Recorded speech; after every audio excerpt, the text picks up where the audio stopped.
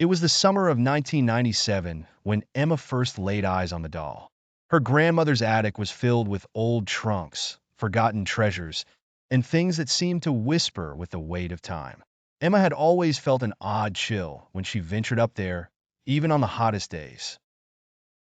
That attic wasn't just dusty, it seemed to breathe, and every creak underfoot felt like a warning. But on this particular day, something called to her. Grandmother Margaret had always been a collector of strange and rare things. She believed in the power of objects and how they could carry pieces of their past owners with them. Emma often laughed off these stories as the overactive imagination of an eccentric old woman. But deep down, she knew there was a truth to them, especially when she found the doll. The doll was stuffed in a wooden chest in the far corner of the attic, almost as if it had been hidden. It wasn't like any other doll Emma had seen before. This one had a porcelain face, pale and fragile, with lifelike glass eyes that shimmered even in the dim light. Its lips were painted in a soft pink, but there was something off about its smile. It wasn't the sweet, innocent expression that most dolls wore. This smile was lopsided, almost mocking, like it was laughing at a secret only it knew.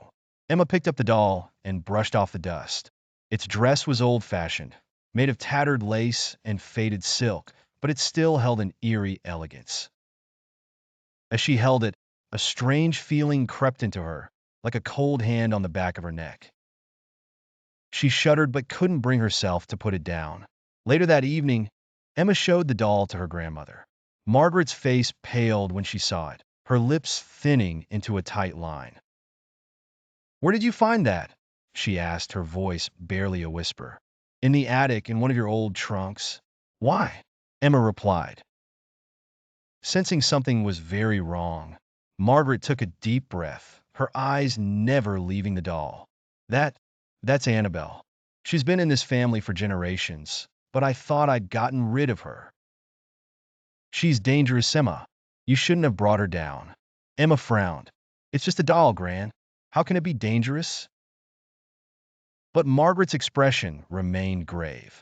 "That doll, it doesn't belong in this world. It's cursed. My mother warned me about it, and her mother before her. Annabelle brings misfortune to those who keep her. Terrible things happen." Emma scoffed, though she felt a twinge of unease. "Cursed? Come on, Gran. That sounds like something out of a movie." Her grandmother shook her head, her eyes darkening. "You don't understand. That doll, it has a mind of its own.